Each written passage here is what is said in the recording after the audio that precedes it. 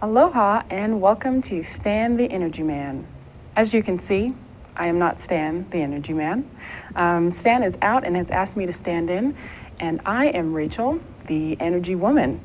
And Stan, if you are familiar with his background, has a military background, so he's fond of acronyms. And so RTEW is R2. And I decided to hearken on my Star Wars affinity and merge that with R2D2, but became R2H2 for hydrogen because I work at HCAT, which is Hawaii Center for Advanced Transportation Technology, where we are hydrogen fanatics. And fortunately today we have someone who is also an energy fanatic with us, Aurora Winslade, and she is from Hawaiʻi Energy. She is their transformational group manager. Aurora, thank you for coming to the show today. Thank you for having me. So I just would like to give a little bit of background to our audience. What is Hawaiʻi Energy and what is a transformational group manager? Hawaiʻi Energy is this energy efficiency and conservation program for Hawaii, Honolulu, and Maui counties. So our job is to help residents and business owners save energy and save money on their electric utility bills. The market transformation program that I manage, our job is to look 3 to 5 years down the road and what we can do now that will help create that transformation in the market that makes it easier and more attractive to everybody to save energy and save money. Outstanding. Now, Aurora, you've done some amazing things in your lifetime, and you're pretty young. One of the things that comes to mind most immediately is an award that you received recently, the Rising Star of Energy Efficiency, which is a student award given by the Alliance to Save Energy.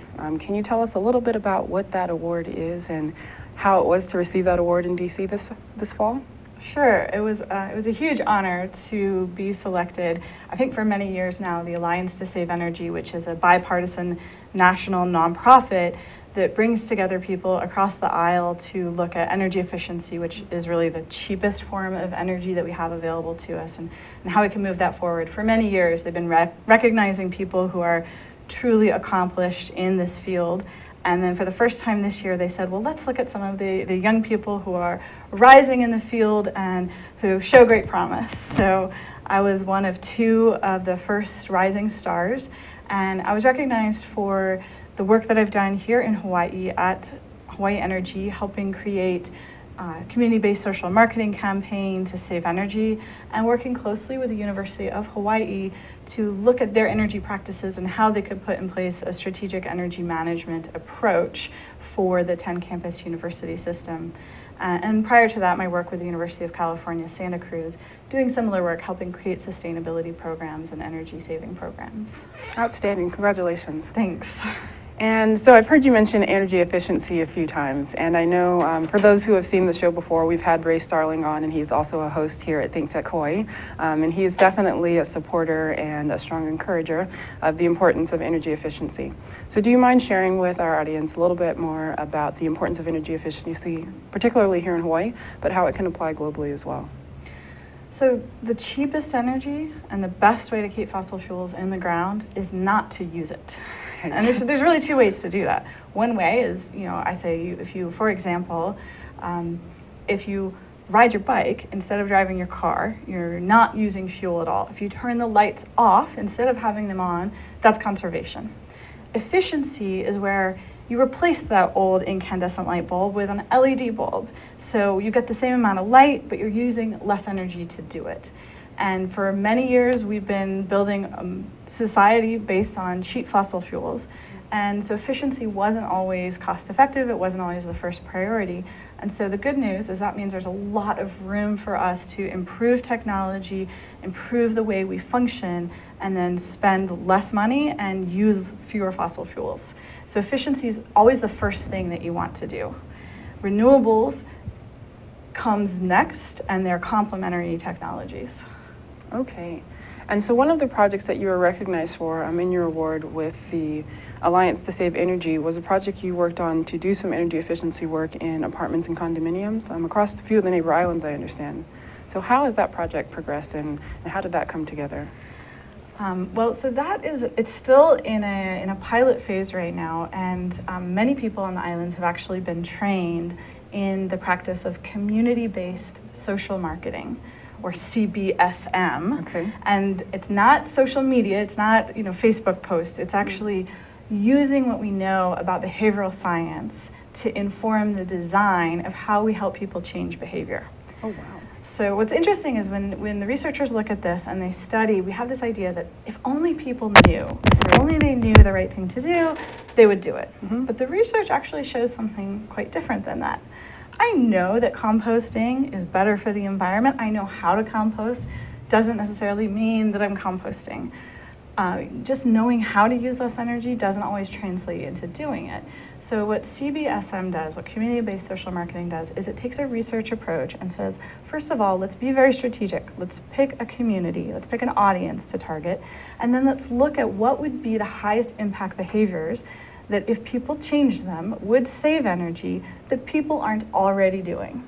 And then when we know that, let's look at those behaviors and let's do the research to understand people's perceptions about them. What are the barriers? What gets in the way of them adopting, say, LED bulbs or using fans instead of air conditioners at night? What about putting in bi-level lighting or motion sensors in the common areas?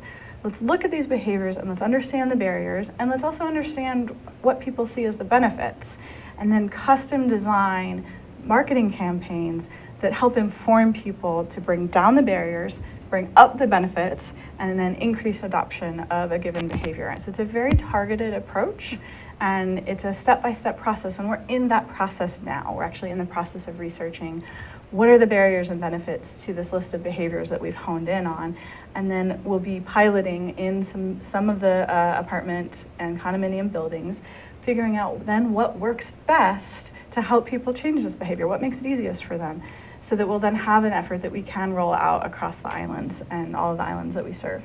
Fascinating. Now, I do have a question about some of that specific targeted research. Is that particular to the island itself, or is that across the board for the islands that are involved? That's a really good question. As you know, and as probably most of our viewers know, each island in Hawaii is very unique and has its own culture. So that's part of the research process, is understanding, is the message different in Maui than it would be in Oahu? Is it different for Hawaii? And I think sometimes the answer might be yes, and other times it might be no. And we have to have that information. I mean, electric rates are slightly different, but is it different enough that it's going to affect people's willingness to adopt the behavior? I think sometimes there are messages that will resonate across the islands. We work with Kanu Hawaii, a local nonprofit, to create these sort of cartoon memes. We have this great cat character, and it's very localized with Hawaiian surfboards and leis, and just showing people this is meant for you. This is for our community, and we send those messages out via Facebook, via an email drip campaign that people can sign up for, and we're actually in the process now of customizing those by islands, because there are different messages that will resonate with different audiences. Definitely. That sounds like a fascinating campaign. What is the life of the project, or how long is the pilot phase? We expect to have completed the pilot by June of 2016. So it's been about, we've probably spent about 8 months so far working on it. So it really is, part of it is that we're trying to learn how to do this. We're building capacity locally. So we're working with a mainland firm who's training us. We just did a training a few days ago for 8 new Kupu Rise Hawaiʻi Energy Fellows and how to implement this type of effort. So we have fellows working at Hawaii Pacific University and at University of Hawaii who are going to be doing a similar process to understand how they can help faculty and staff in the offices save energy. So we're trying to understand how we can spread this research-based approach to changing behavior. That's really inspiring to hear your work with Kupu. I must admit, I'm a bit of a fan. So shout out to Kupu and the wonderful interns there. They are making the green economy in Hawaii grow. Pun intended. But I wanted to see, I noticed that one of the islands not mentioned is Kauai, and I'm curious if that's because they have their own utility, and just kind of what that interaction is when you have something that's a bit, I mean, it's obviously providing the same resource, it's energy, but the model is very different from the other islands that you're approaching. So if you could talk a little bit about the process of perhaps not having them in this pilot round. So the way that Hawaiʻi Energy is funded, it's a program of the Hawaii Public Utilities Commission, and it's funded through what's called the Public Benefits Fund. That fund is collected through a small, about 1.5% surcharge on electric utility bills for only Hawaii, Maui, and Honolulu counties. So because Kauai has its own cooperative utility, they don't pay into the Public Benefits Fund, so that's why Hawaiʻi Energy does not serve them. Doesn't mean we don't love them, and obviously they're doing amazing work with both efficiency and renewables. It just means that our job, which is essentially to give the money back to the ratepayers in a form that helps them save energy, doesn't apply for Kauai. I'm really glad you mentioned that, and I hope that more people understand the benefit really of Hawaiʻi Energy, and that it is something that's for the public, and the benefits are directly experienced by ratepayers.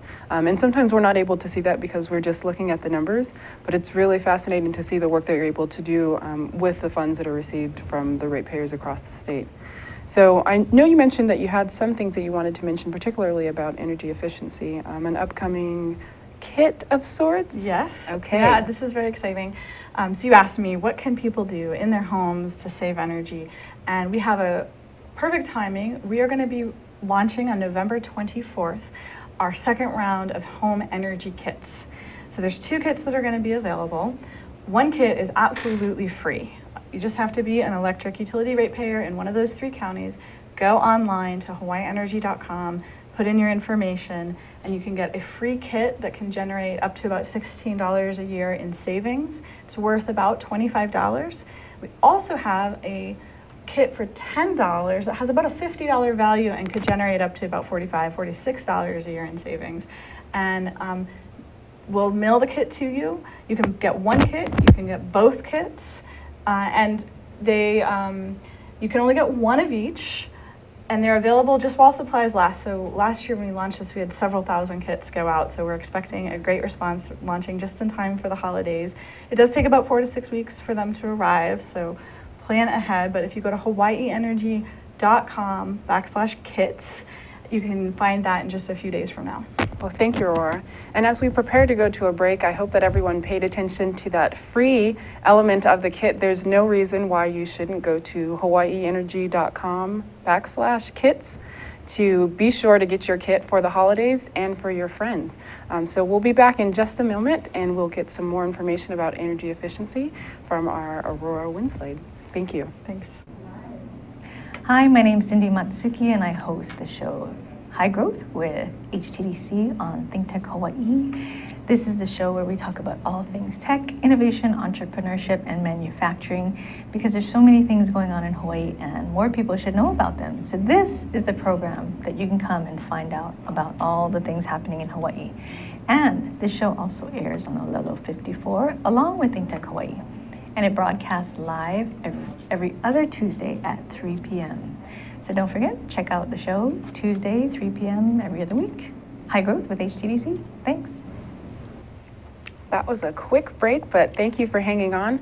We are back on Stan the Energy Man. However, you're with Rachale, the Energy Woman, R2H2. And we have the pleasure of speaking with Aurora Winslade, the Transformational Group Manager at Hawaiʻi Energy. And we just spoke a bit about the awesome award that you received just a few months ago, and we talked about your work with Hawaiʻi Energy, energy efficiency, and how accessible energy efficiency is to the population in a broad sense here in Hawaii. I'd like to kind of segue into talking a bit about energy transformation and why energy efficiency is such an important topic and really important for our community to learn about. So if you could discuss a bit about the history and your knowledge as you've engaged with the academic and hands-on community, where energy has transformed from then to now. So let me just preface this by saying I don't consider myself to be an expert. I come from more than 10-year career in sustainability. So actually I studied food systems in school, but I tend to go where I feel like I can make the most difference. And since I've come to Hawaii, since I got here about 3.5 years ago, I have been drawn more and more to energy because our energy landscape is transforming. Everything that we used to know about how the utilities work, how energy works, is really changing as our now 100% renewable energy goals for the state, as we deal with the effects of fossil fuels and the recognition that climate change is very real and that the effects are already being seen, and as technology makes both efficiency and renewables much more accessible, affordable, cost-effective. The landscape is shifting, and there's tremendous opportunity to save energy, to be better for the environment. And so in working with the University of Hawaii, which I did for 2 years, my first 2 years in Hawaii, I saw a tremendous opportunity for the university to save scarce resources. So I started focusing more and more on efficiency. I've been fortunate enough in the last year and a half to be a full-time MBA student as well as working at Hawaiʻi Energy. And in that, I've gotten to travel the world. I've been to 6 different countries in the last year. And in each one, I had the chance to talk to energy professionals. And it's really helped me understand that Hawaii truly is at the forefront of this transformation. Because we are an isolated grid, and because we have ambitious goals, there is the challenges that we're facing. We also have some of the highest integration of solar anywhere in the United States.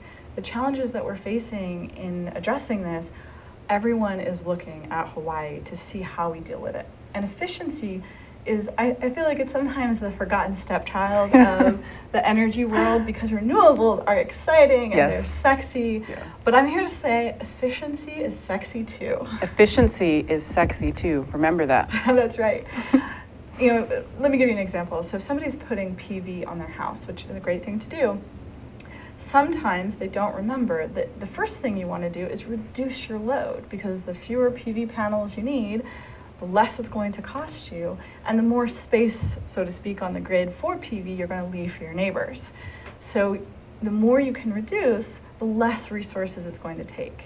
And there's all sorts of ways in the home, in businesses, whether it's with lighting, with air conditioning, with all of the systems that go into it. And then also when during the day is becoming increasingly important, where that load is as more and more renewables come onto the grid. So efficiency is where you start. And you want to maximize that so that then you can right-size your renewables and right-size your electricity systems. Outstanding.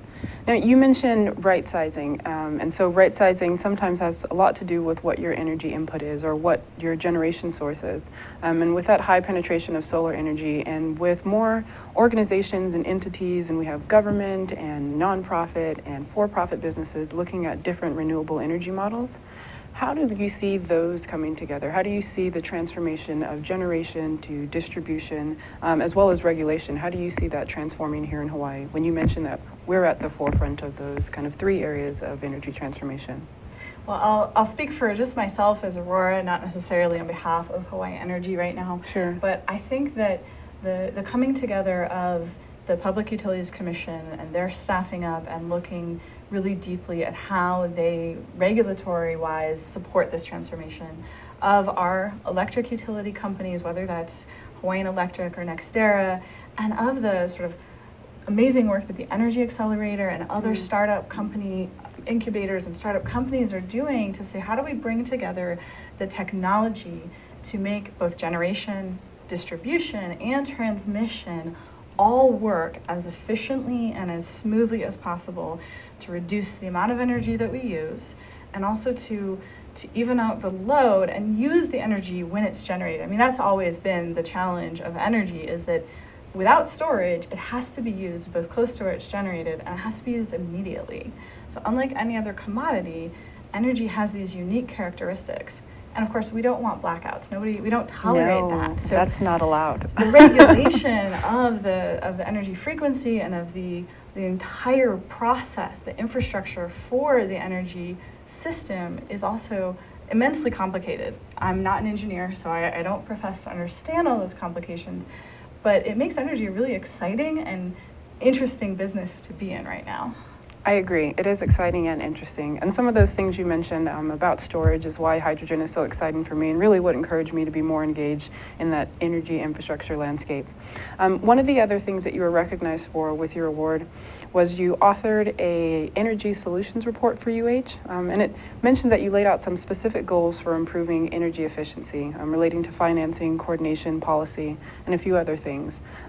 When you talk about kind of understanding the landscape and seeing how these pieces come together, how did that come together in your report, and where is that report moving forward now? I think it would be more accurate to say that I facilitated the process of drawing forth from those people who truly are the experts what the barriers are, not just at the level of one behavior, but at the level of the entire system of the University of Hawaii. What are the barriers that are stopping them from doing more great projects? Because truly, University of Hawaii I think they don't toot their own horn enough because they have done a lot of really amazing work. I agree. Their energy use intensity, in fact, on the Manoa campus is actually quite low. But that said, there's a lot of room still for them to save more energy. So what I did is, along with Hawaiʻi Energy, actually while I was still at University of Hawaii, and their facility staff, we brought together leaders, deans, vice presidents. The president himself sponsored this event, and then facilities directors and managers, the people who are on the ground responsible for the operations of the buildings. And we sat them all together in a room, and I facilitated a process by which we asked, what is working? How do we do more? What do we need to do more of? What's in the way of doing that more? And what would most help you be able to move forward?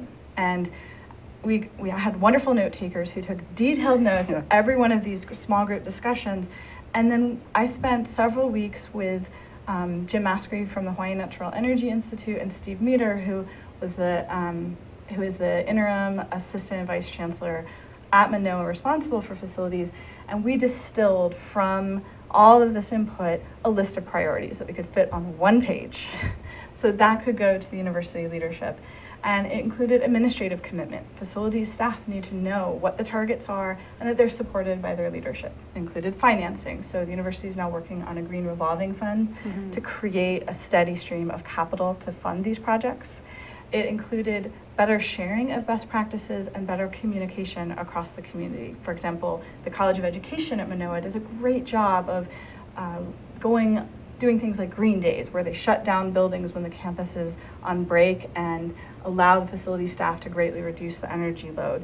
And if that practice could be adopted by all the colleges, they could actually save quite a lot of money just during breaks. Great. So things like that. We looked at how, and then training, as the technology changes, the facility staff need to have the time and the opportunity to ramp up their skills. So we looked at a comprehensive approach and then just started looking at what pieces could we pick off one by one. And now the Vice President for Administration at UH System Office, Vice President Jan Govea, and her sustainability coordinator, Matthew Lynch, are now leading that effort to continue to support really a strategic approach to energy. And Hawaiʻi Energy is honored to get to help with that. I'm really glad you mentioned the Green Revolving Loan Fund. You and I have worked together in the past, and when you mentioned that idea, it was so captivating and really unique, but it also sounded like something that you had worked on before at some of your endeavors in California. But can you describe for our audience kind of what that really means for the university's ability to progress more in sustainable and energy efficient initiatives? Yeah, this is not my idea. It's what I love to do is find great ideas and figure out how we can learn from them. So there's a national nonprofit called the Sustainable Endowments Institute that has helped, they have $1 billion challenge. So they've created tools, implementation guides, and a web-based tracking tool for colleges and universities to set up self-managed funds. So it's the university essentially sequestering a portion of their resources to fund energy projects so they can internally loan themselves money and then pay themselves back out of the savings that are generated by the project. The problem with implementing energy efficiency projects is that they're competing for the same funds as health and safety and classroom upgrades and new construction projects, then it's hard sometimes to prioritize those. But if you create a dedicated fund and you say, well, with the money that we save, we'll replenish, maybe even build this fund so that when we find an opportunity that's cost effective, we won't have to scramble to find the money. We'll have that dedicated account. So I think there are over 90 colleges and universities across the country that have such funds, and they're tremendously successful and effective. And not just for the university, I think other large institutions on the islands can also, whether if they own several different buildings or facilities, whether it's public or private, can benefit from such a fund. That's really very encouraging. And I think when people think of universities and the rates that they incur, and we know that the University of Hawaii, with its campuses across the state, they are a pretty large energy user. It's empowering as students, as a UH student, to know that my dollars can be saved and replenish a source that will ultimately benefit the state, but will benefit me as a student and has a long-term ability to sustain that sort of economic growth. Where your dollars are, well, pretty much going right back in your pocket, or we can say right back into the environment, so green goes to green. And I think that that's a unique strength that if we can pull that off here in Hawaii, especially with our campuses so far apart and so very unique in their energy use, particularly with West Oahu developing their own solar farm out there, and with our campuses moving to a net zero campus, being able to fund those type of projects internally, I think will be a really strong tool for the university.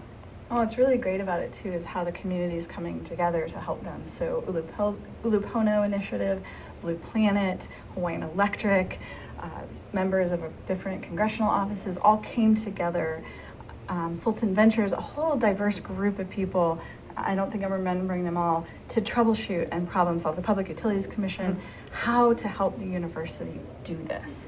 So that was also exciting to see the amount of enthusiasm and collaboration, support of saying, yeah, let's work together. Let's figure out how we can all do the right things, save energy, save money, and have a steady way to do that over time.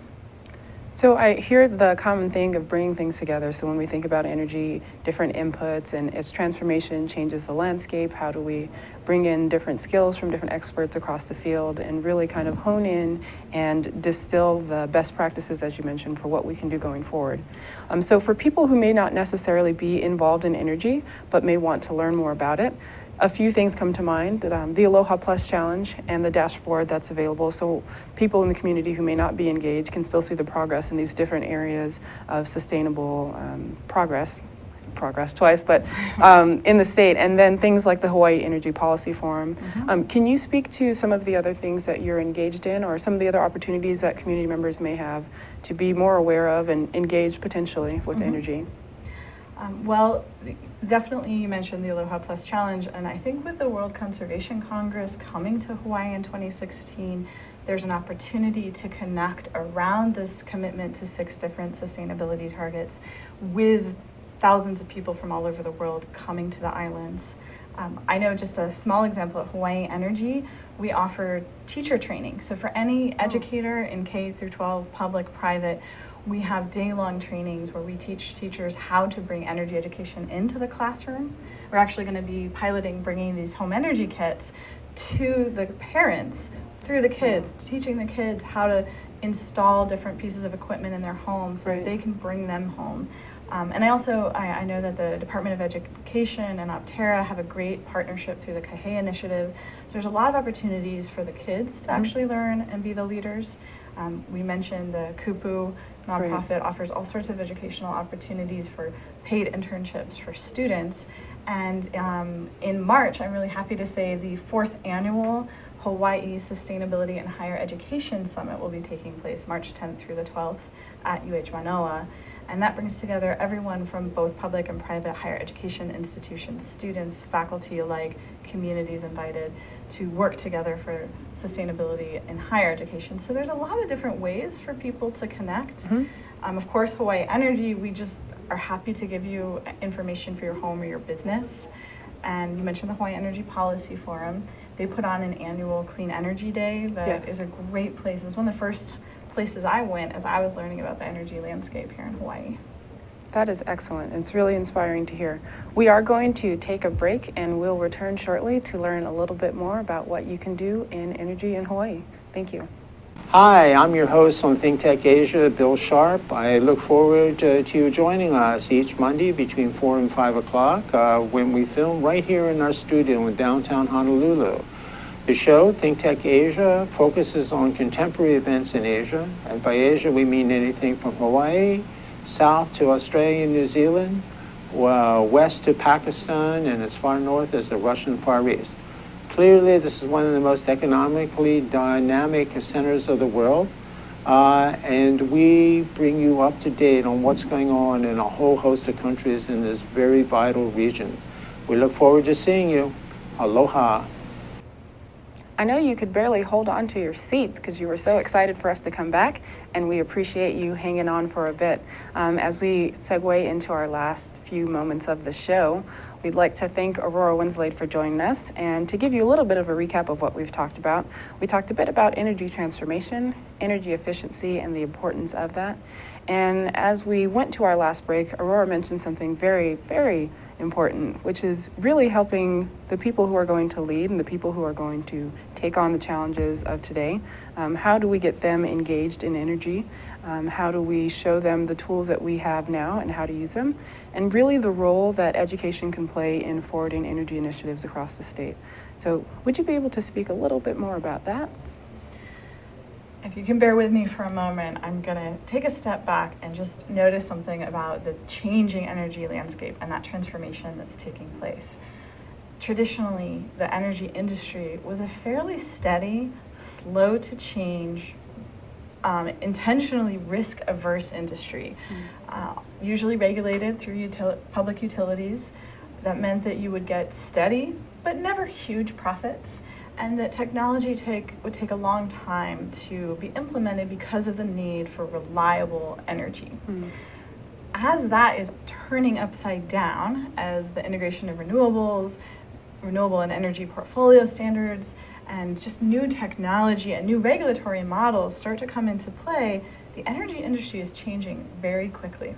I've heard a statistic from the Alliance to Save Energy that 50% of our energy professionals across the country are within 10 years of retirement. Oh, wow. So we have huge numbers of professionals who are going to be retiring just as the technology is changing rapidly. So getting young people who are creative, outside the box, innovative thinkers to become the next generation of energy professionals is actually critically important. And so in education, I think the way that more and more we're looking to educate our young people is through experience.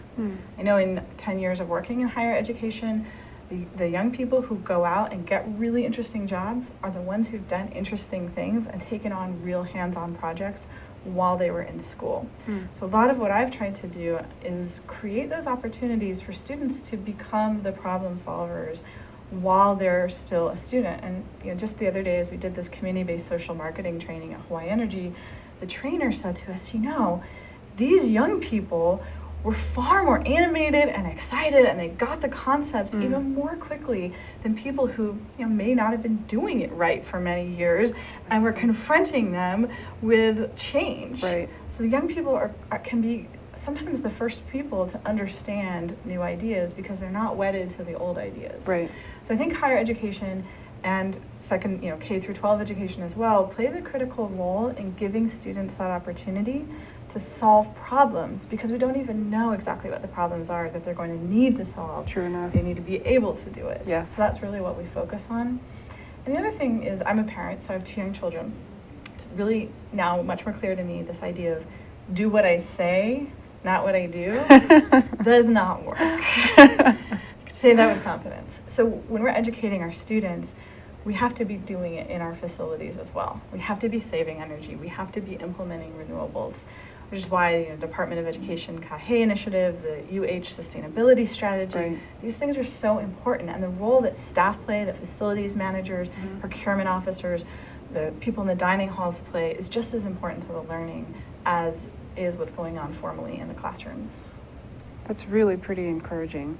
I have a young child as well, and I often think of the conversations that we have, and it's fascinating to hear what she finds commonplace. And so speaking about energy, understanding sustainability, and just kind of understanding that our world is a system of systems, and that what we do can have immediate impact, and sometimes it's not immediate impact for us here, but as we're seeing with the changes happening around the globe, the changes in weather, the increases in cold in some places, hot in others, and sea level rise, and just the myriad of changes that our world is going through in a very real and tangible way.